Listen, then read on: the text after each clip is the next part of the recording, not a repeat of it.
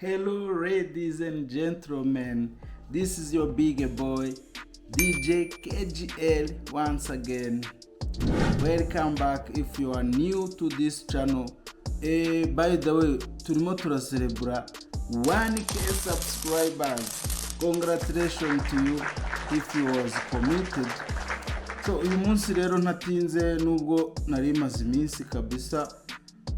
By the way, nanababwira ati abafite uburambe mu gukubita ibinyafu ni mu ndyamishe kabisa, mu nkubite abasenga mu nsengere, kuko YouTube mbura umwanya wo kugira ikintu nshyiraho. Ariko anyway, bukeya kandi ndabashimira ko mungaragariza ko ibyo nkora mubikunda. Ntatinze rero uyu munsi mbafitiye trending story ndi kubona hano, hari ikintu ndi gushaka kubivugaho. Hakaba hari abagabo babiri bafite ikintu twavuga mu maso yanjye nkaho bashyamiranye. Uwo nguwo harimo uwo bita Godfather ukoresha social media, azwi cyane kuri Twitter cyangwa se X. Akaza n'umundi mugabo umwe witwa Prophet Joshua. Ubwo ni Godfather versus Prophet Joshua. Aba bagabo rero ndagira ngo ntatinze mubanze mu nyumvire hano ibyo bari barimo bavuga, ubwire nimba ibyo bapfa ari ukuri cyangwa se ari agakino ko muri showbiz. Nyandikira muri comment umbwire ati aba bantu ibyo barimo ni ibi. Okay, reka tugende twumve icyo barimo bavuga hano, ibyo Godfather avuga n'ibyo Prophet Joshua amuvugaho. Uyu ni umukozi w'Imana ashaka umva hano. Yes, ndumva bitese. Ntabwo nshitwikira, ntabwo uri gutwika ibyanjye, sinzi impamvu. Twika bya Prophet, video iri hariya nziza, twika ibyanjye, gira tukamuvuga, kora hashtag twika umbabarire kwa gatatu ndagushinda guha fanta nziza. Twika bihagije. Aho kumpa amafaranga utwikire amafaranga yose wayaredebe. Rero urashaka ko ngiye gutwe waje Prophet utikirofu. Ntabwo ngo dufatanye n'umusazi ushobora kubyuka mu gitondo ngo nze ahangaha mvuge. Mfata umuntu, uyu mugabo nta kintu mpfa nawe, nta na kimwe. Nta na kimwe. Mvuga unari kunsaba amafaranga, ukansaba amafaranga ukasabira iki wowe? Umva n'ukuntu umva umukire we ngewe ayo wambwiye yajyanye wambwiye ngo were imbere ukire amafaranga yo byagenze bite nayo tuzamanza dupange. Ubundi mission ya Godfather ni kuvugurura ubutegetsi bw'u Rwanda. Yigeze kumamagara umunsi umwe, yariri mu gitondo cya kare, ambwira Prophet ko ufite ikimenyane se na bya politike ujya winjiramo. Njye mubwira njye na politike nyaninjiramo. Yariri question ya mbere. Question ya kabiri, ugira Twitter? Nkamubwira njye na Twitter ngira. Na Twitter ngira njyewe, na Twitter ngira. Na Twitter tunga njyewe na niyo nzagira. Ngena ngo muri politike bro. Nimba ushaka kungamanira igihugu cy'u Rwanda uzabije mu wenyine. Njyewe ndi umuturage uba mu Rwanda, nasezeranye n'umunyarwandakazi mu buryo bwemewe n'amategeko. Wowe Godfather, tariki 19 2019 ukwezi kw'ikenda, ukwezi kwa kenda, uranyumva neza? Listen to me. Ribu nukuri kw'Imana, umuntu wagurya nagakwiriye kuba muri societe. Ari gushira abantu ihungabana, ari gusebya abantu, agasebya umuryango. Urikunyumva? N'umwana abana wawe ndabazi, nabavuga hano. N'umugore wawe ndamuzi, wowe Godfather, ibyawe ndabizi. N'agakobwa ufite hano muri Kigali, wowe ukabesha kagakobwa kariya, ndabizi. Mission yanyu ndayizi, mfite proof y'abakobwa bagera ku 10 ufite ubwambure bwabo. Godfather, Bruno Safi, kubera nini posting hano live yanje right bayikupa. Urukunyumva? Uyu niwe Godfather. Muko mumumenye kagena gashira amafoto ya Yesu hariya kabesha abanyarwanda. Uyu niwe Godfather, uyu nguyu. Uyu mujingu, uyu nguyu udafite ubwenge. ahora avuga ibintu adafitiye proof, ahora acuruza abakobwa b'u Rwanda abashukisha amafaranga. Uyu niwe Godfather. Uyu mugabo umuntu ashobora kuvuga atari ko se ko barari abantu bakuru ko ntawe yafashe ku ngufu. Urukunyumva? Uriya bita Tony, uyu nguyu nusibe foto, uyu nguyu, uyu mukobwa, uyu nguyu ubundi ujye gutanga n'ikirego, genda vuba vuba, ubundi mujya murega kwa Godfather, ntabwo muzi ribu ahantu ibarizwa.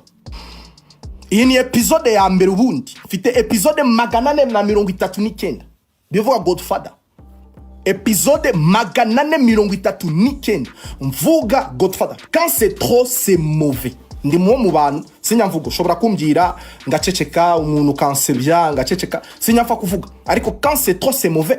Abantu barambwira ndashaka abantu mwumvi ahantu iki kintu mutagira ngo agire umuntu atagira umuruzo wangu mfitanye na kikibazo, no nangi ikibinda cyesura.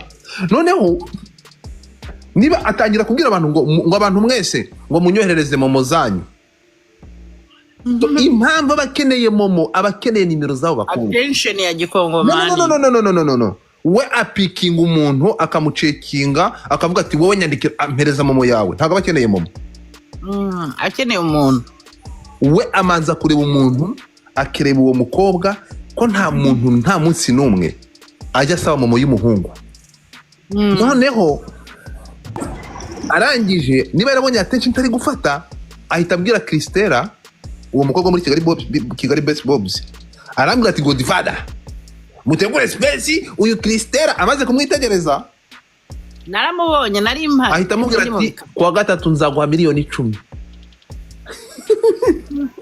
Noneho mvuye live shanga nasanze abakobwa banyandikiye hano. Urimo kumva? Yewe. Abantu banyandikiye benshi bavuga ati Godfather, uwo muntu ntabwo ashobotse namba. Kuza kuvuga ko agiye gutanga amafaranga hano, ko agiye guhindura ubuzima, yankoreye ibi shaka kuva mu kwa 9 turi mu kwa mbere. Ubwo urukundo makuru nakiriye kuntangana, ntabwo abatereta.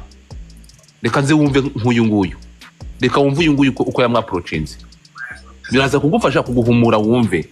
Jewe narindi muri sauna nkuko nari nabikubwiye. Yego. Uyu ngo ni Prophet Joshua, yaje azananye n'undi mu baby, je ntabwo nari muzi cyakoze. Nijyane n'izambe nari mubonye. Yazanye n'undi mu baby, baragenda baja muri sauna. Nakubwiye ibyo bakoreyemo, sinzi niba nabivuga hano. Bivuge mu mazina yabyo, birabyo byo kwigira imfura. Bakoze ibiki? Yamukoreye ibiki? Je mbabona narindi mu nguni muri sauna, kuri hari party dutatu, nayi kuri party ya kabiri. Muri bya bibaho kagira inkuru, dada arinjira ahita amubwira ngo namwicareho. Ambona atanguye kumukuramo ibitenge, yamukuyemo igitenge, nawe nyine umva yarayicaye kugikuraho, kukidegaja ni ibintu bisanzwe. Mbona umukobwa ariko arabouncing, ko kundi ubona umuntu umva hari hijimye pe, uyu ubonye nyine umuntu abouncing kuri intuza cyangwa se akoze movement urabibona. Nangira kubona rero umukobwa ari kubouncing kuri wo, umva bariko barabikora, ariko arahavinga sex. Bari guhavinga sex aho hanze ku karubanda muri sauna. Oya bana hanze muri sauna mimbere, ndani nicaye ku ruhande rwawo. Ngira ngo ndi kubona kugira nari nzi ngo ndi kurota cyangwa se ndi kubona ibintu atari ibyo. Njyewe ntabwo yigeze twarabonanye, nyine arabimbwira kuko Espanye narayize nkirangiza secondaire, nahise niga ibintu bijyanye na massage, mfite na certificate yabyo. Yego. Akayanyandikira ku Instagram. Nyine akagera amafoto yanjye akarayikinga, akanyandika kuri Instagram ngo niduhurire muri sauna yawe iki n'iki byinshi. Arangije tuza guhuriramo. Arambwira ngo ukora iki, ndamubwira ngiye ngo nta kazi mfite, wize iki, ndamubwira ko hari ibindi nize, mva ngewe nashinga bikambira umumaro. Ndamubwira, arambwira ngo bihana nangahe. Ndamubwira cyane ngewe ko mba numva nabikora mfite nka miliyoni 10 cyangwa 12. Yego. arangije arambwira ngo agiye kujya ngo muri Tanzania niba ari Dubai I think. Wamucitse ute? Umucika gute? Wowe wamucitse gute? Ntabwo yigeze akukorera ibyo byafura bakorera abandi. Ibyo kuko ntabwo ndi umwana, ibyo ntabwo byabura kuba. Ndapfuye. Nyuma yaho mwana wanjye wagiye kwipimisha? Yego. Wasanze uri muzima? Of course. Mani shimwe. Ndimo gushaka cyane, ndimo kugena na ile screenshot. Ntabwo aragukuruka? Ntabwo yambarotse. Ese Joshua turi kuvuga n'umuntu umwe? Joshua ni umuntu umwe n'uyu nguyu yatanze amafaranga mu gitaramo cya Debe. Nguwo uwo Ribu yihanangirije akongera akabisubira mu buka akabisubira mu gitaramo. Yaranyandikiye yes uze dukore sauna. Namubwira nshobora kuba nkifite class kuko niga day session. Ahita nyandikira ngo wowe ngwino ntutakaze amahirwe. Ndamubwira ubwo saa 7 turavugana kuko nabonaga nyine ari umuntu wagwa amahirwe, numvaga nta kibazo. Arambwira uze twote mbamenye kwanza. Ndamubwira yego. Ya kuri chat ya kabiri. Gabukije Kinyarwanda sha ngo jya kuri moto narimo ngo jya kuri moto umume murangire. Ndamuhamagara ndamubwira ngo wandangiye. Aranyihorera ndamwandikira ngo hayi. Arambwira ngo ndamubwira wandangiye nkagenda mbwira motari cyangwa ukampa location hano.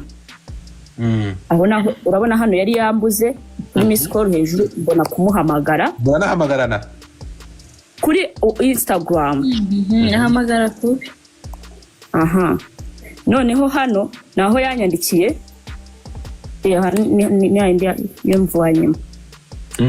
Ndamubwira wandangiye nkagenda mbwira motari cyangwa ukama location hano. Ahita ambwira ngo nimba udashaka gukora icyo mvuze mwabireka nta mwanya mfite. Ndamubwira okay nta kibazo. Undi muntu ufite ibizibiti ninde? Wa mushoferi wamutwariye abakobwa wazamuka ukongera ukabitunyuriramo? Ikibazo ngewe mvuga uwo mugabo ndamuzi ntanzi kubera ko ngewe nakubwiye ko nkora transport mu mujyi wa Kigali no mu Rwanda hose. Yego.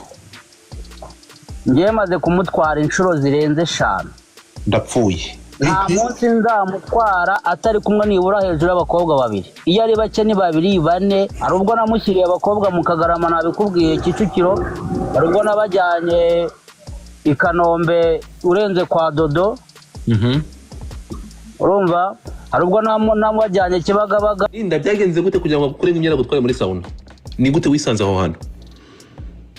Ukuntu nisanzemo ubwo yaranyandikiye nyine ubwo namwandikiye kuko yambwiye ngo dutapinga cyo tumwandikira ngo arahitamo ngo abantu ngo ari buze gufasha nyine kuko ngo twatapinze. Ubwo ndagenda ndamwandikira nsanga nawe isanyekera ngo impa amafoto ndamuhereza.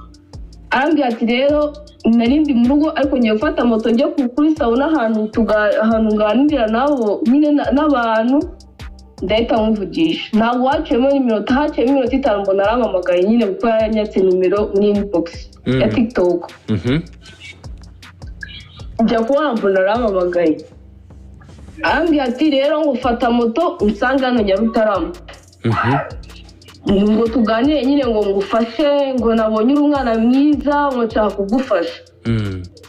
Fata moto ndagenda nibwo nyine nasanze nawe waje ahita ambwira ngo we myenda ngo njye muri sauna ngo njye kota. So waje kumucika mutwaka. Ubwo narabwiraga abakobwa ko kuri service ngo amezi ubwo buteye nyine ngo njyemo ko nari nabyanze kuko mu buzima yuko nari ngiye muri sauna ntabwo nabimenyereye sauna. Ngiye kujya muri sauna ati ngo ngwino ngo tubanze kujye ngo merekeze muri sauna ngo mbanze note ngo nimba ngo nibwo turi buze kuganira nyine. Icyamico nawo bakobwa bajemo ubundi yashakaga kugira ako n'ubundi yarabishakaga akazavanguramo ibitenge. Biyo babonaga abakobwa bagiye koga nyine ko muri sauna bajya koga bakagaruka.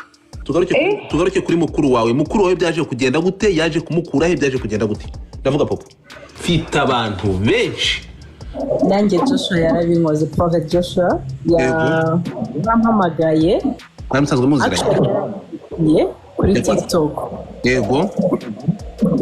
yaranyandikiye kuri TikTok yaciye inyuma nyine mu kigari akora DM yaranyandikira asaba nimero yanjye ndayimuha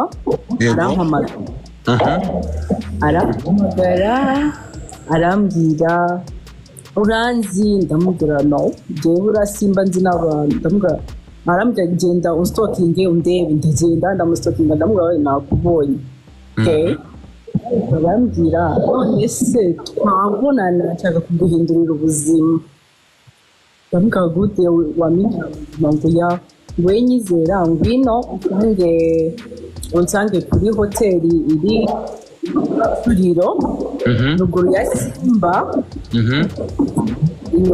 muri iyo hoteli harimo sauna. Ibi bintu nibyo mubonye message muramutse muzibonye mwakumirwa, amafoto afata abakobwa mwakumirwa, ariko twasabaga niba bishoboka mu by'ukuri mugabo ahagarikwe areke gufata iyo sauna ngo ajye kwigira iseta yo kubagiramwe aba bakobwa. Ubundi Godfather wenda gufite wena nanu wancika uyu niwe Godfather mumumenye Godfather nguyu urukunyumva ari umuntu mbajije akora iki nakazagira muri Canada ora kuri TikTok na Twitter nakazagira muri Canada kubera ko naze kuguha amafaranga uje kunsebya kandi uje kunsebya ibiki ngo umukobwa muri sauna none se sauna mbana yishuye privé sauna na hanu bose abantu bose bajya sauna ni public ni ngukuntu wavuga ndi muri massage ni muri sauna ni mushaka kumbona ngakubwira ko ni muri sauna ukinjira muri sauna shaka ngukora iki ni ibintu bya grave ku buryo tushobora kubigira w'intambara. Godfather ndakufite ndazana na mama wawe ndazana n'abantu mwavukanye umva ndakuzana wese kubana ndagufite igihe kinini cyane Godfather arabantu ufite ibugande kukuruta sibyo uyu nguyu wagiye business ngamufasha 1500 by'amanyarwanda navunikiye wowe ukanambwira ngo hashireho nayo kubikuza ukanambwira ngo ngushirire nayo kubikuza we Godfather warambyiye ati wowe Godfather uzi icyo wambyiye wowe ngo nimu udashaka gukorana ntanje nje gukora ibishoboka byose nguvane mu gihugu cy'u Rwanda. So urukunyumva Godfather ukambwira ngo dukorane kugira ngo tuzagende muri Kongo urukunyumva tugende gucukura zahabu njewe sincuruza zahabu Godfather ukatangira kumbaza ibintu bya politiki nango ndi umunyapolitika we Godfather understand me na niyo tekanya mukuru ndi direct nawe urukunyumva nubatse mu Rwanda sibyo ndi no gushaka kwinvestisa mu gihugu cy'u Rwanda we Godfather uri gushaka kumvana mu Rwanda sibyo mu minsi mike y'abarama nationality y'u Rwanda we Godfather ubundi uraje uvuza amagambo udafitiye proof wishuza udukobwa wishuza udukobwa kugira ngo tuze tunsebye ngo profete ribu mufunge kuvigiye wabivuze naho bari mu mfunge mfite ukuri n'abakobwa wazamuye kuri space amafaranga nabahaye arahari uramukobwa rera mbereke kumva na muri kodinze kubera nabonye ibintu birakabije is too much do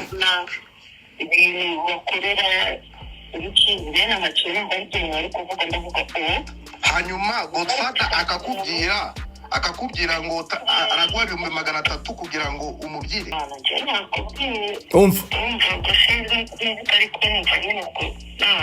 sawa nimba urategereza ko ngaruka kwa gatatu niyo ndaba ndi Kigali sawa kubera amasaha ndi kuvugira muri Kenya nimba urategereza kwa gatatu njye Kigali nubwo nagira icyo twavuganya vis-a-vis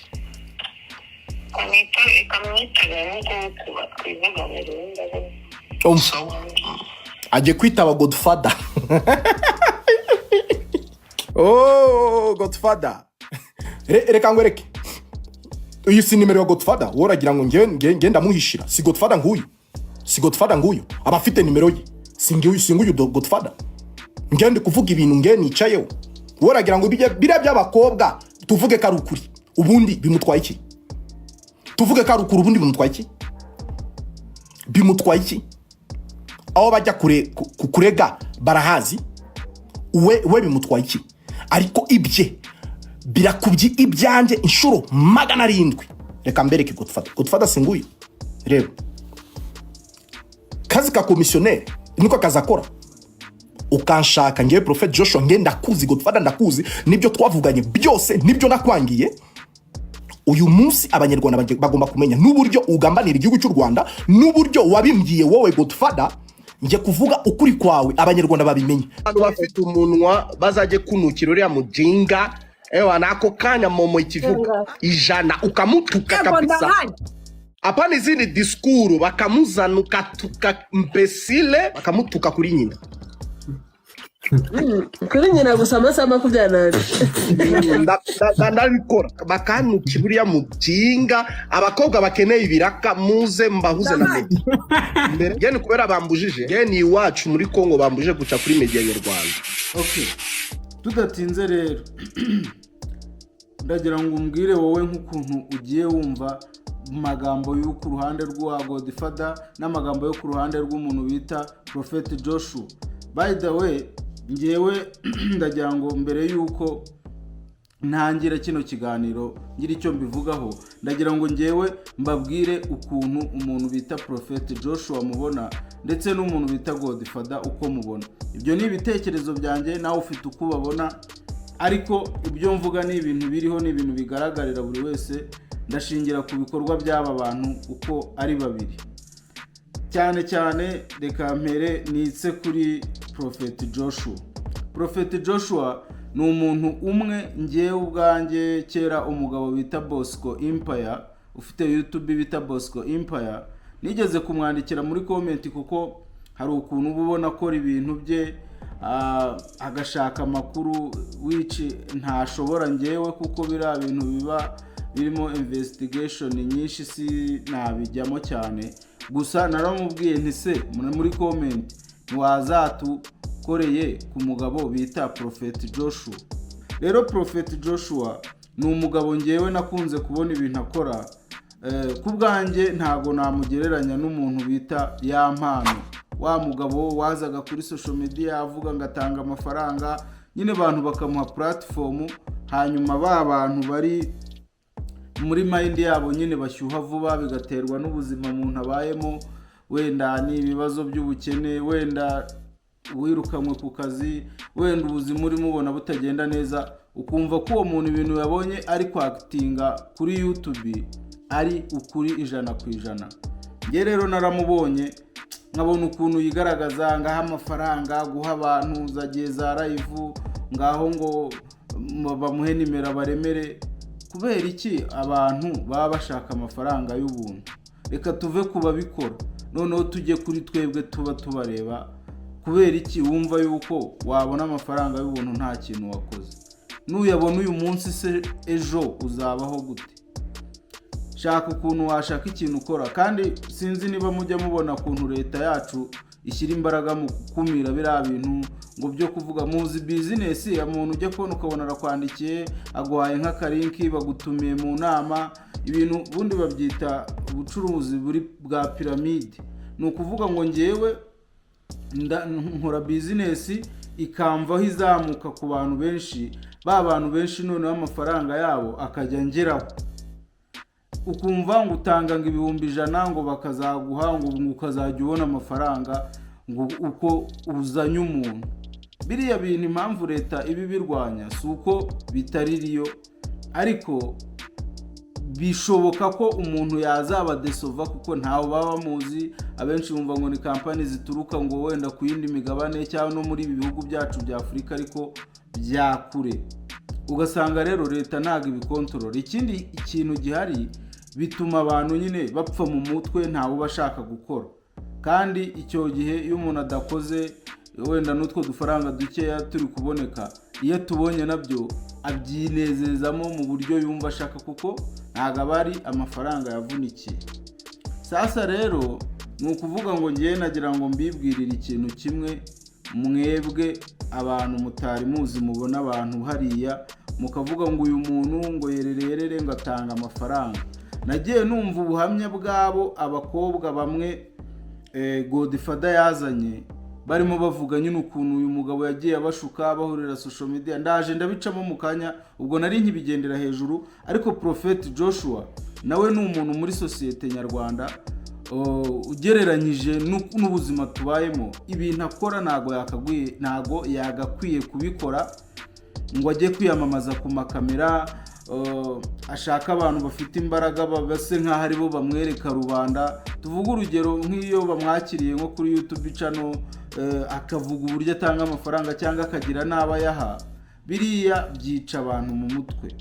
Hanyuma uwabaye miserable n'ubuzima akaba yamuvugisha mu contact nk'uko nyine ya mpano nawe byagendaga igihe yabaga arimo kubwira abantu ngo atubura amafaranga cyangwa se ngo abaha amafaranga. Mwumvise ko mu byo bamurega harimo kushuka abantu, kubasambanya ku ngufu abana b'abakobwa, ibindi bintu nk'ibyo byose.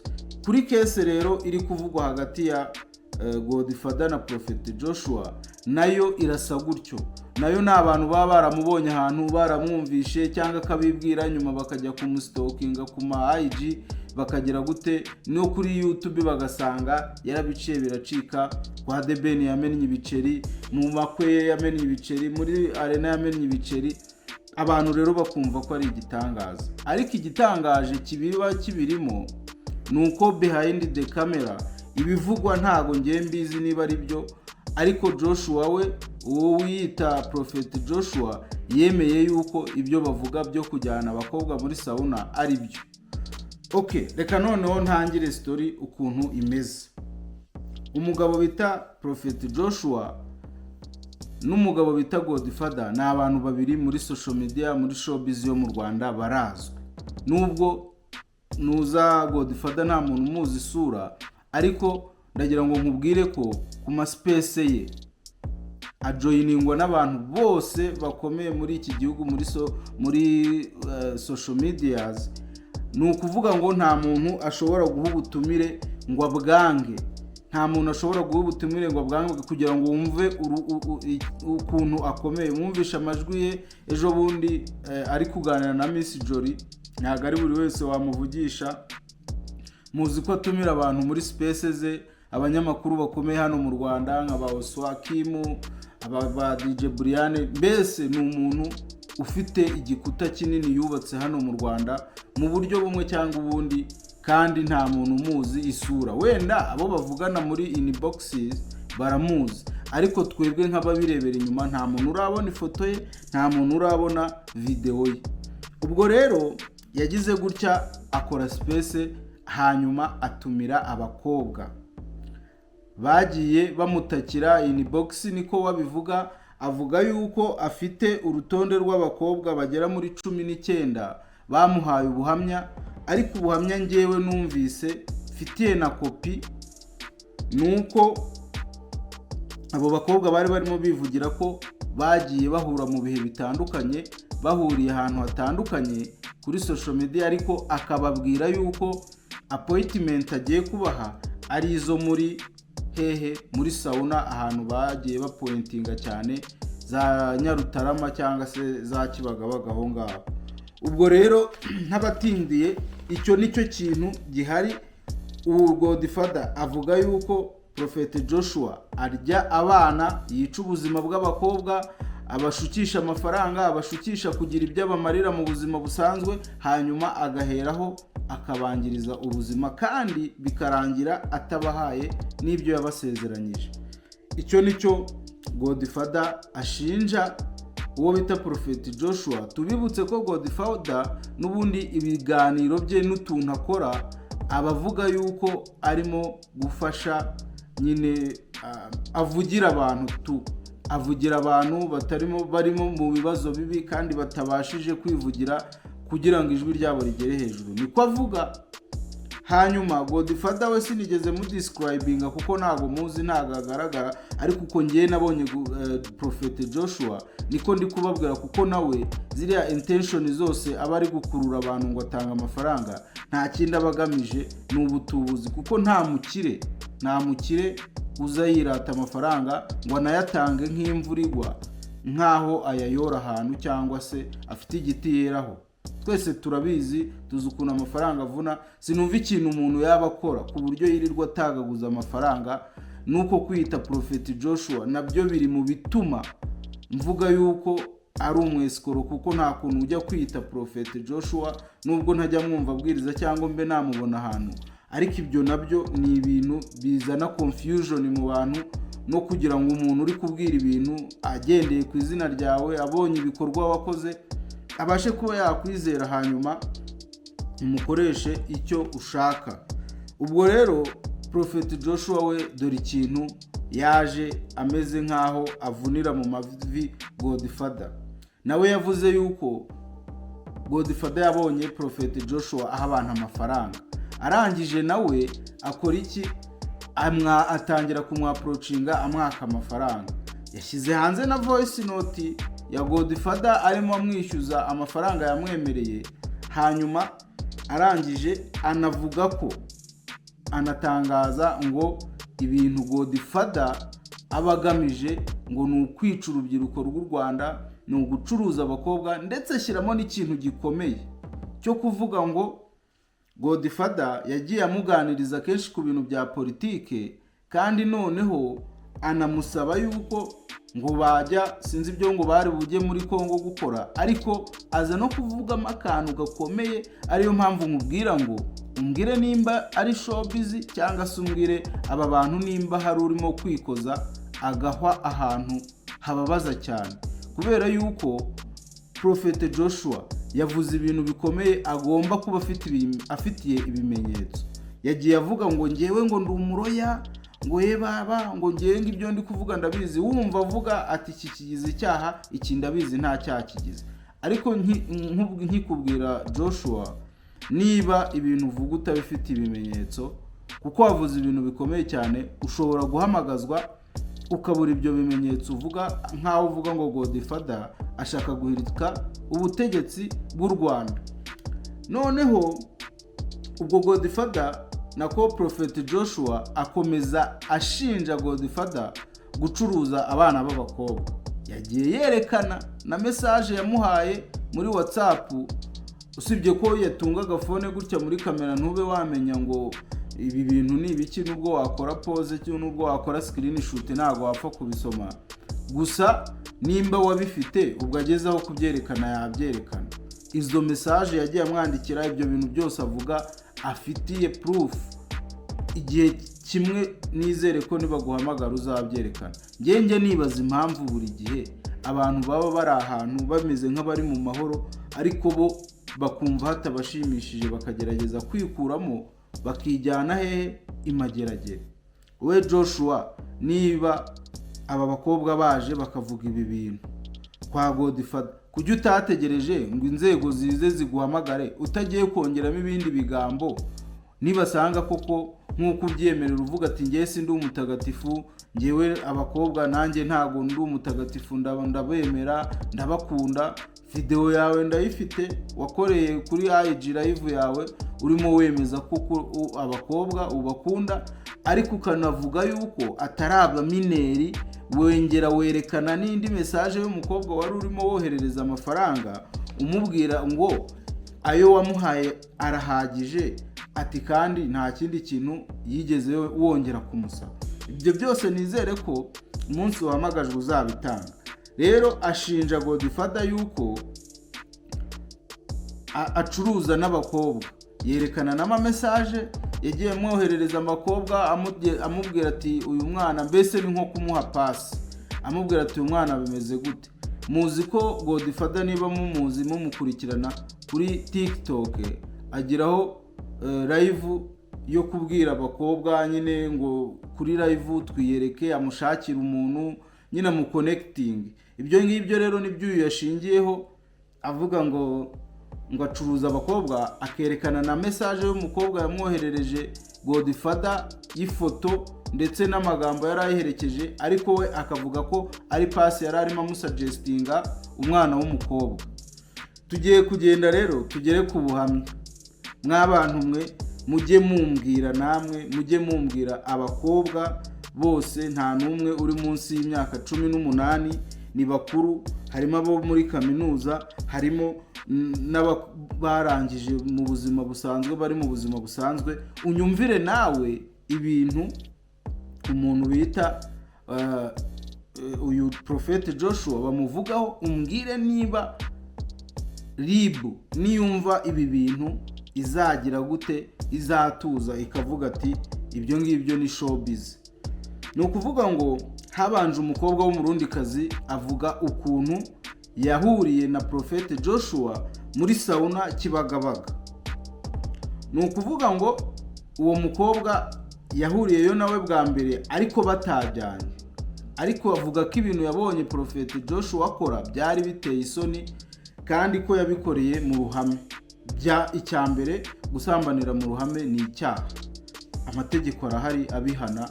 Ntago wajya mu modoka yawe ngo ukore ibyo ukora ngo nibakubona ngo bavuge ngo nta kintu cyabaye, baragufata bakagufunga. Uwo mukobwa rero aravuga ati ngewe nari nicaye ahantu mbareba ari babiri, umukobwa yaraje asangaho Prophet Joshua yari yicaye, hanyuma batangira ahita abwira umukobwa ngo amwicareho, ngo amukuramo igitenge kuko urazi muri sauna bajyamo bambaye ubusa kandi ntago haba habona neza, baba bazimije amatara kugira ngo utareba mugenzi wawe, kuko akenshi baba bakenyeye udutenge n'utuesuime gusa. Ariko ubundi reka mbabaza, Prophet Joshua waravuga ngo sauna ni nomo. Prophet Joshua mu muco nyarwanda ntago ibintu bya sauna tubizi. Ntekereza ko ijanisha ntahagararaho neza wenda, ariko abanyarwanda ntago ibintu bya sauna ari ibintu byabo. Usibye aba bantu bo mu mijyi se n'abanyamahanga baba bari hano, nanjye ubwanjye uvuga ibi sauna sindayijyamo. Kandi nagiye ngira opportunity n'ubushobozi nabubona, nagiye ngira opportunity z'ubuntu mu mahoteli aho usanga bayikofaringa, ariko nta na rimwe nigeze mfiringa kujya muri sauna.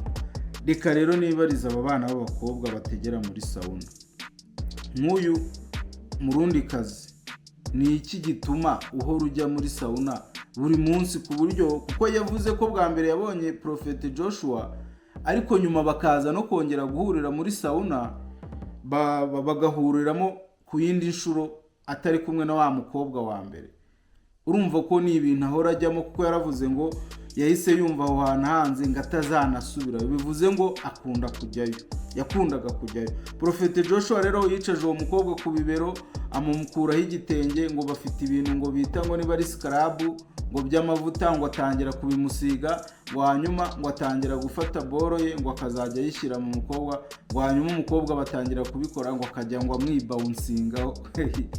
Ariko narumiwe ko muri Rwanda haba story, haba saga zirenze mani. Sinzi impamvu urubyiruko rwacu nimba ari iki mani, ukumva ngo abakobwa baragiye ngo bakajya bifata amavideo, bakora na groupe WhatsApp. Mwabumvishe ribu yabataye muri yombi, harimo n'umusore ngo admin wa groupe. Ugasanga akazi kabo ni ukwirirwa bifata amavideo bakora ibintu by'urukozasoni. Ese ziriya video ubundi barazibika, hari ahantu bazigurisha, bigenda gute? Yewe narumiwe, video zose narazibonye ariko birarenze. Noneho ukajya kubona ukabona abandi nyuma y'uko icyo kibaye batangiye gukora challenge nabo yo gushyira amacupa mu bitsina byabo kugira ngo nabo bahatwike. Bro, ntago byoroshye pe, ntago byoroshye. Abo bakobwa ubu usanga bafite za iPhone 10 ari umuntu umwe nabonye ntibuka neza, sinzi nawe uri kunde ushobora kuba warabonye ku ga content, umuntu yagendaga baza abakobwa telefone atunze, bose hafi ya bose bamubwira iPhone, bavuga n'ibiciro byayo, miliyoni, 800,000, 700,000, 600,000, miliyoni n'igice. Bro, wareba nk'umukobwa ukabona aracyari mutoya, ayo mafaranga tuvuge ko ari wabo bayamuhaye cyangwa se afite n'akazi. Ariko hari abandi, kuko abakobwa benshi bafite izo za iPhone, nabari ababaga bari gukameza iPhone, none ukibaza uyu muntu agira akazi, aba yicaye izo video arazigurisha wenda ngire ngo, kuko ubonye ko bakora ibintu biri very weird bya hatari, ntago wamenya, wasanga hari ahantu bafite isoko bagurisha ziriya boro, bakaza kugira ibyago zikabagarukira. Anyway, ubwo rero uwo mukobwa yaje gusubira muri sauna, ahura nawo na Prophet Joshua, nawe aramwegereza ashaka kumukora ibyo bintu, ariko arangije ahita amucika. ubwo ngende kugenda mu ncamake uzashaka ikiganiro cyose mugende kuri YouTube muzabisangaho n'ama space n'ama live baba barakoze. Haza umukobwa wa kabiri rero. Umukobwa wa kabiri bahuriye kuri IG kuri Instagram, noneho arangije aramuganiriza nyine amutera nyine. Uwo mukobwa yitwa Divine, we n'izina rye bararimentioninze, avuga yuko yaje no kugeraho akaza no guhura na murumuna we na mukuru we nawe nyine akamukora ibyo ngibyo.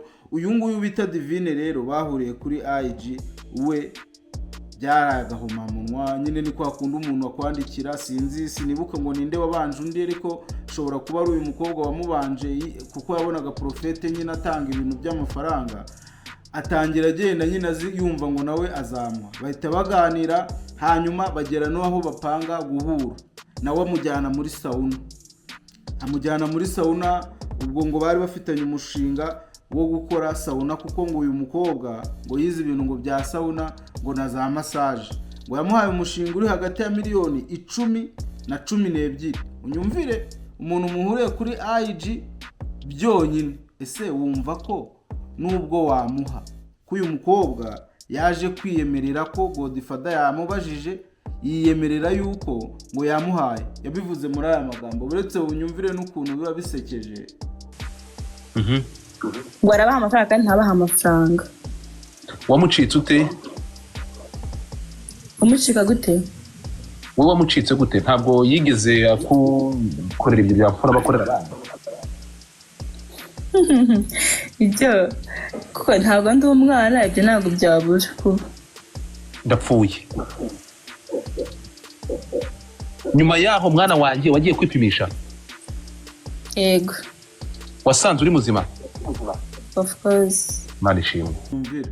Yumvire ngo ntago ari umwana. None se narinzi ngo ahubwo umwana niwe byo byabaho. Yavuze ngo ntago ndi umwana, ngira ngo agiye gukurikizaho ngo ntago byabaye. Arangije aravuga ngo ibyo byarabaye, ngo ntago ngo ndi umwana. Arangije Godfather aramubaza ngo nyuma yaho wagiye kwipimisha? Undi aramubwira ngo yego, ngo nasanze ndi muzima. Ariko se nubwo abantu babibigoryi cyangwa bakagenda bagasara, wanavuga yuko waryamanye n'umuntu wagaruka ukanavuga yuko yakwanduje indwara iyo ari yo yose? Ibyo byo ntabwo byashoboka nyine. Abumva murumva ubwo. Gusa biba binatangaje aho umuntu w'umukobwa utegereje umugabo ahantu hatari mu rukiko, ahantu hari kuri public, aza akiyemerera yuko yasambanye n'umuntu bivugwa ko asambana n'abantu bose. Unyumvire nawe koko. Ese ubundi amashuri kera ko yigaga abantu ngo bajijuke bamenye ubwenge bwo hanze n'ubwo mu ishuri, kubera iki abantu ntabwo ubwenge bwose nta na kimwe baba bagifite? Ntabwo mu ishuri nta n'ubwenge bwo hanze baba bafite. Ni gute wowe uza ukavuga ngo umuntu yaragusambanyije, ngo umuntu yarakurongoye? Ibyo babibwira urukiko. Kandi ikindi kintu nanjye mvuga ko Godfather wo bita Prophet Joshua amushinja kwa abusinga abana b'abakobwa, nyine nka kuri aba babwira ngo haguruka ngo turebe ngo Nyashi, nyine kugira ngo amushakire nyine umusheri, ni umusponsor, ni ibintu nk'ibyo. Kimwe muri ibyo, kuko burya ntago babuza abakobwa, ntago abakobwa bo mu Rwanda babuza abo bakundana nabo hano, ahubwo batwawe n'icyo kintu cy'uburaya n'amafaranga.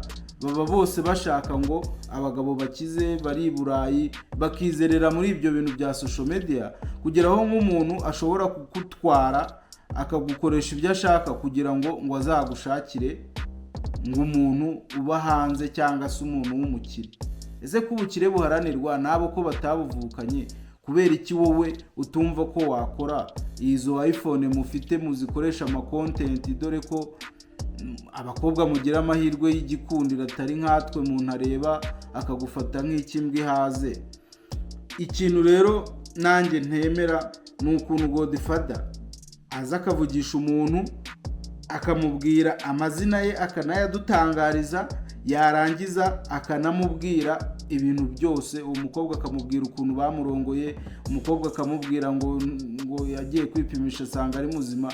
Godfather niba ibi bintu bifite, ukaba ukunda abana b'abanyarwanda, ukaba ukunda urubyiruko, ukaba utwifuriza amahoro, ibi ngibi ni ukwandagaza, ni ukwandarika umuntu, kubera yuko hari abantu benshi bamuzi bari kumureba muvugana kuri TikTok cyangwa se kuri Twitter, ntago nzaho iyo space yari yabereye, ariko hari abamurebaga. Ejo se bazajya bamubona bamufate nk'umuntu uri aho w'inzererezi, bamufate nk'umuntu w'umurezi w'umuginga sana. Reka uwo tumuveho. Ariko byarangiye ngo uyu Prophet Joshua ngamubwiye ngo akazajya amubwira yuko adahari nyuma yo kumukoresha ibyo byose, akamubwira ngo ntago hari, ngo kandi uwo mukobwa ngo yari yamaze kwishyura kosiyo ngo y'inzu ngo yanayibonye. Unyumvire nawe, ngo yari yabonye kosiyo ngo y'ibihumbi ngo 700 ngo arayitanga. Tuvuge ko yari ayifite, tuvuge ko yayagujije. Mon cher, ntago umuntu mwahurira imihanda yo kuri interinete ngo aguhe miliyoni 12, ntago byakunda. Godfather rero akomeza kumvikana, murazi rayivuze kuko yamukoreye nyinshi, asaba ribu yuko uyu mugabo yakurikiranwa agatangira kugenzwaho ibyaha akekwaho. Urumva handi mbabwira ngo biriseriye, wowe uraza kumbwira nimba ari agakino ko muri entertainment, cyangwa se umwe yacanye umuriro undi agahuhamo agira ngo ni bimwe by'abana, umuriro ukaka ugahita utwika umwe wahushyemo, wamaze kuwucana yihagarariye hariya amureba gutya. Kubera ko Godfather yazanye aba bakobwa, bituma Joshua avuga ibintu byinshi, nabyo ndaje mbikubwire, bishobora gutuma bamutungamo itoroshi bakareba ibyo ari byo byose. Ubwo rero hahise haza umukobwa wa gatatu, nawe bahuriye kuri IG. Uwo mukobwa bahuriye kuri IG nawe byarangiye bari gupfa ngo ubusa, ngamubwira ngo namuhe location. Ubwo barandikiranye nyine, ubwo areba ifoto ze, areba ki, umujama afata decision yo kuvuga ati reka noneho ngewe uyu ndabona ari sawa, reka mwiyongoza. Nawe amukubita gahunda yo muri sauna. Jama we ni muri sauna gusa, yaravuze ati muri sauna nta birenze, ati kibi nuko wavuga ngo mwambonye muri lodge cyangwa mwanjyanye muri lodge. Ariko hagati aho, by the way, mfite story y'umuntu wanjye, umushuti wanjye, wambwiye ko hari umuntu nawe wamujyanye muri lodge, usibye ko watabifashe nka big deal, bari inshuti. Ariko uwo muntu yamujyanye muri muri sauna, yamujyanye muri sauna ariko atagamije ngo bajye ngo kota ibyo numva ngo nukota, ahubwo yari yarabuze ukuntu bazakora icyo bita gahunda. Umukobwa arambwiye ati yanjyanyemo nanjye, antangira ntacinga basigana ibyo bintu ngo baba basigana, ubundi birangira babikoze. Ariko uwabimbwiye we ntago yumvaga ari ikibazo, kuko yari sheri we, barabikoze bose bahavinga fani, umwe aragenda n'undi aragenda. Gusa ntago nibaza ukuntu nimba mu bintu bya massage na sauna byemerewe ko abantu bajya gukoreramo ibyo bintu, ntago mbizi cyane ko wumva aba bicaye muri rusange, ntago umuntu aba yicaye ari umwe. Ariko ngo abahanga babyo ngo bafite amasaha bagenderamo, haba hatari abantu benshi, ubwo muri za saa 5 saa 6 sangahe, aba benshi burya bagiye mu migoroba. Uyu mukobwa rero byarangiye amusabye location. Joshua aranangira, amwangira, aramubwira ati wowe fata moto umpamagare mbwire motari ahakuzana.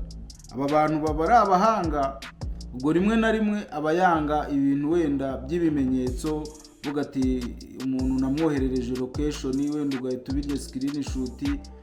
Rero aramubwira ati urakoresha moto. Umutipe arinangira uko amwoherereza location. Umukobwa nawe aravuga ati ngiye sinava mu rugo ntangize n'icyo mba ngiye guhura n'umuntu ntazi ngo yagize ako kenge. Ariko se ako kenge karangiriye he? Ko byarangiye avuga ati uyu mupapa n'ubundi icyo namushakagaho ni ibiceri. Aza kwisubiraho, aragenda barahura, avuga yuko bataryamanye, ariko nta wamenya harimo abazi ubwenge babihisha ariko hari n'ababivuga. Urumva haza noneho undi mutangabuhamya wa kane, we ntabwo ari umukobwa, ni umushoferi. Ni umushoferi uvuga yuko atwara Joshua, ni umushoferi uvuga yuko amushyira abakobwa ahantu hatandukanye yagiye havuga naho za Nyarutarama. Ariko uyu mushoferi niwe nshaka kugarukaho, ko yaravuze ngo arimo arasaba ngo yuko ngo babaha uburenganzira ngo kuko ibyaha nk'ibyo byose barabibona. Ngo abashoferi ngo n'abamotari nyine ngo babona abakobwa, ngo babona utwana, ngo batugiye kuturya, ngo babaha uburenganzira. Wowe shoferi urasaba uburenganzira, ubundi ntago uzi yuko buri wese ari ijisho rya rubanda, cyangwa ni za propaganda muba mufite wenda n'amashyari muba mwapanze ngo mupangire umuntu. Ntago numva ukuntu uza wowe kwibarishwa hano ubusa ngo ubone ibiba ngo ukabura ngo icyo ubikoraho gute, kandi buri wese hano ari ijisho rya mugenzi we. Tutanga raporo, umwe arakubwira ati abana abakobwa namba ndi kumwe nabo ntago ari abamineri.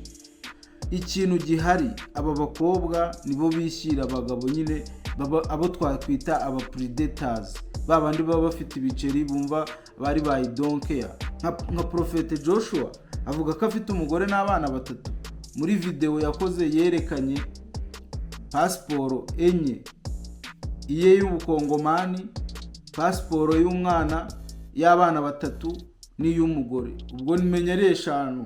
Urumva afite umugore w'umunyarwanda, yavuze ko yasezeranye mu kwa 9 ngo ku itariki niba ari muri 2000 na kangahe, ariko arabyivugira avuga ko ari hano mu buryo bwemewe n'amategeko, ameze nk'ubikangisha Godfather, kandi umunsi inzego zabyinjiyemo nta wakureze kuri hano mu buryo butemewe n'amategeko.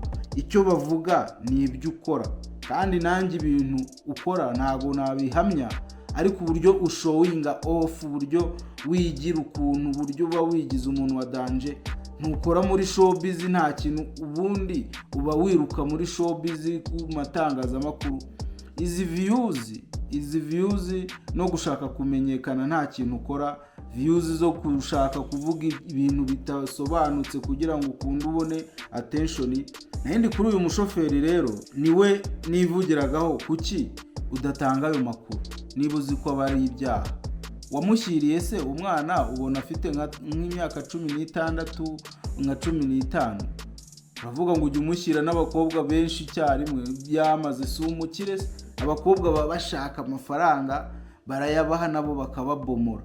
Urumva rero iyo bagarutse birizariza, ni twa dukino nyine tuba hagati y'abakobwa n'abahungu, hakiyongeramo n'udukino tw'abamafia, ku buryo kano kanya umuntu ashobora kuza akavuga ati the big boy ndashaka umutwe ku isahane yanjye, akavuga ati ibintu bibi bigombe kumera gutya. Kuko ntabwo iyi ntambara ndi kuyumva ya Godfather hamwe na Prophet Joshua, nubwo iri buze gusiga ikoze ibara hagati y'umwe muri bo. Godfather arimo aramushinja, akazana n'abakobwa nabo bagomba kuba bafite ibimenyetso. Nimba muba mwarabuze ubwenge, umuntu akaza kuvuga ibintu adafite ibimenyetso, ukaza gutyo wivugishwa ibigambo umunsi ribu yaguhamagaye, sinzi impamvu mutigira kubibaho buri munsi tubona abantu bakora ubweskoro, tubona abantu bagwa mu mitego runaka. Muba muri muba mureba ibintu ngo gusa ngo by'amajoke kuri za social media, ntabwo ushobora kureba ibintu nka biriya RIB ihora itangaza abatekamutwe ngo umenye ubwoko bwo guteka imitwe. Ubwo rero hahise haza undi mutangabuhamya wa 5, ariko hagati aho Godfather we avuga ko afite ibimenyetso. Abo bakobwa ngo bafite ngo ibimenyetso bamuhaye bagera muri 19, ariko avuga yuko ngo na Prophet Joshua kugira ngo abafunge iminwa ngo aba yarabafasha amashusho nka bya bindi bya wa mugabo uherutse kuba trend kuri social media warongoye ngo akabika amashusho ngo 400. Reka twigire kundi mukobwa nawe witwa Linda wahuriye na Prophet Joshua kuri TikTok. Urabona kuntu bajya kuri TikTok abantu bakajya bavuga ngo tap. Ni nkuko nanjye mamabwira ngo kora like nyene, ngo nurangiza ngo nkorere ngo like na za follow na za share nyine. Ariko by the way ushobora kugenda niba wumva ndi kurasa ku ngingo aho tugeze aha ukabanza ukankorera subscribe, ni inkunga ikomeye cyane. Uyu munsi turi guserebura abantu 1000, ntago ari bakeya, n'abantu benshi. Ni urugendo rurerure. Mfite YouTube channel ya kabiri yitwa DJ KGL ibaho imiziki, ushobora kugenda ukayireba nayo. Ariko by the way iyi channel ndiho igiye kugira abantu 1000 hashize imyaka myinshi. Mu gihe iyo ngiyo ifite abantu 10,000, genda urebe naho unkorere subscribe. Ubwo rero uwo mukobwa yasanze Prophet Joshua kuri live ya TikTok, akajya abwira abantu Prophet Joshua ngo nibatapinge. Ubwo tapu nyine ni kwa kundi ubugira gutyo udonda muri telefone, ni tape mu gifaransa. Noneho arangije arababwanga bari butapinge cyane nyine, ngo araza niba yarabavuze ngo araza kuba mentioninga, ngo narangiza ngo arababwira ngo bamwandikire muri inbox. Noneho uyu mukobwa witwa Linda yahise amusaba no kumwoherereza amafoto. Uyu mukobwa ahita avuga ati reka nze nyamwoherereze. Uyu mugabo njya mbona ashowinga off n'amafaranga byatari n'ingagari. Ubwo yababwiraga yuko abari butapinge cyane ari bubatemo ibiceri. Uyu mukobwa yahise amutama amafoto ye. Prophet Joshua abona yuko umukobwa arenze, arangije aramubwira ati wowe ngomba kugutama ibiceri, ugomba gukora umushinga wawe, ariko noneho tugomba guhurira Nyarutarama muri sauna tukaganira ku byibi, kuri iyi gahunda no kuri iyi projet yawe, hanyuma nkagutama ibiceri ukikorera business. Uyu mukobwa nawe yavuze ko yagiyeyo, hanyuma nawe bikagira gute, nawe akagaragara nk'umuntu ushaka ko amurongorera muri sauna. Noneho bikarangira umukobwa yanze ngo akigendera. Uyu niwe witwa Linda. Byaje kurangira mukuru we amenyanye na Prophet Joshua, banabivuga nabonye mu mafoto ya phone ya murumuna we. Baravuga ati umuntu muraziranye, undi ati turaziranye, utuzi ko nanjye tuziranye, ati ndashaka no kuzareba ko yampindurira ubuzima. Murumuna we aramubwira ati attention, uyu mugabo yanjyanye muri sauna ashaka gukora ibi nibi, nawe azakujyana. Urumva bahora bavuga n'amazina y'abantu. Nk'uyu Popo ntago yari ari kuri no space. Popo ariwe mukuru wa Linda, ariko nawe bamuzanyemo. Wumve ngo nyine ni ibintu biba bitubakanye isuku, ni ibintu biba bidafite nyine isuku, ngo uvuge ngo ibi bintu nyine ngo byatuma umuntu yihesha agaciro. Wapi baba bakurangije, kuko ukubonye wese ntahatanira no kukubona mo nka Emeline twabonye arimo akora biriya mwabonye. Ni ukuvuga ngo rero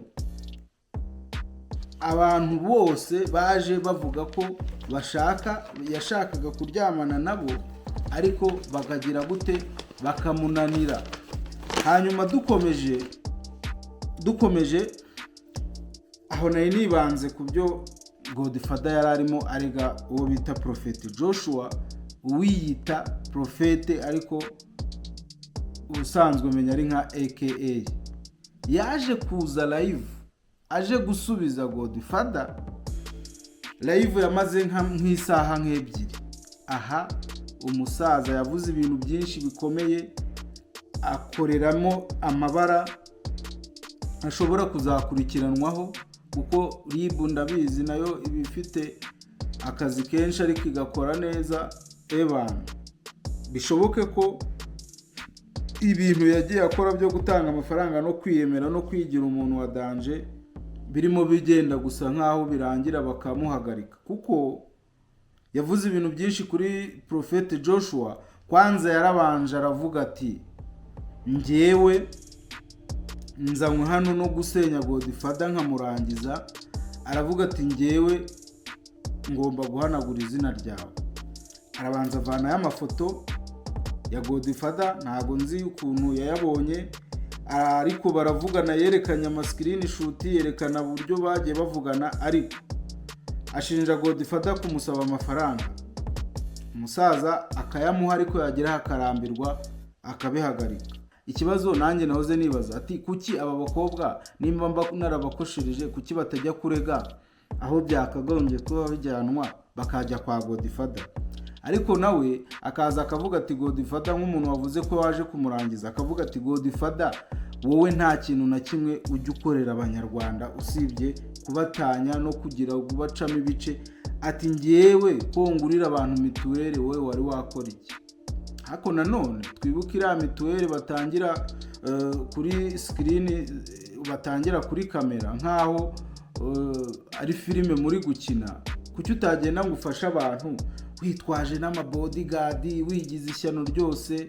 Man, reka nkubwire, nimba udashaka kugira ngo abantu bakumenye ntacyo ukora, nta kindi ubugamije kugira ngo ujye gutanga ibintu byose by'amafaranga wiyerekana. Uyu mukoboyi rero ntagiye mu bintu byinshi ngo njye kure, mushobora kuzumva ibintu yavuze kuri YouTube ahantu hose mwabyumva. Yashinjije Godfather gushaka ubutegetsi, guhirika ubutegetsi bw'igihugu, amushinja kumujyana muri politike, amurega yavuze abantu benshi ngo harimo umugore witwa buretse ndebera, hari umuntu bita Aline, umumama bita Aline, yavuze ko yamwambuye miliyoni 18, akavuga n'undi mumama n'indi famiye ngo yamuhaye miliyoni 23 ngo ababeshya kazabajyana i Burayi, ngo arangije ngo arayaryara ababoroka. Ashinja Godfather ibintu byinshi birimo n'ibyo byatuma leta ishobora kuvuga ati Godfather ni bwoko ki ushaka gukora ibi bintu. No kuvuga ngo rero ntabatindiye, ni byinshi umuntu yavuga, birimo ibigize ibyaha, birimo ibyo bishobora gutuma umuntu bamuhamagaza. Urumva yaramututse, kandi muzi ko gutukana mu ruhame ari icyaha. By the way, bose baratukanye. Godfather yaramututse ibitutsi byinshi, uyu nawe Prophet Joshua nawe araza amuhakanye na Evan, amurisha ibintu byinshi, aramutuka, arangije aravuga ati we Godfather harimo ibyaha nababwiye, nubasha kumva izo video uzabyumvamo, aho amubwira ko we nta bwoko agira, ntahagira abarizwa, atagira igihugu. Bese ubishyize hamwe bavuga ati ari kumwangisha rubanda, nubwo n'ubundi tutamuzi, ariko hari abantu bamukunda baba bifata nkaho bamuzi. Rero ikintu ngewe navuga njya ku musozo, Godfather azi ibyarimo, ariko Prophet Joshua ashobora kuba yacanye, yahushye mu muriro ukamutwika mu maso atabizi. Reka turebe nawe gira icyo uvuga muri comment, niba warabonye izo video utubwire uko wazibonye, utubwire niba ari agakino, utubwire niba biriri, hanyuma utubwire muri comment uko ubibona.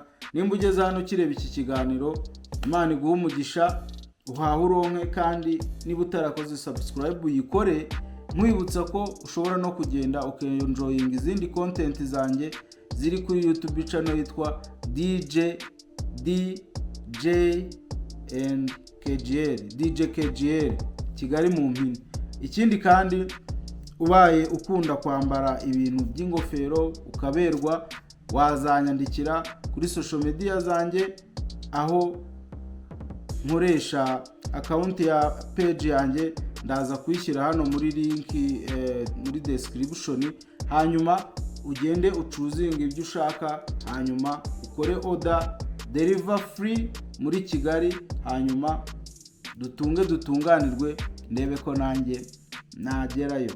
So ciao, it's your big boy DJ KGL, reka dusubire ubutaha. Boom.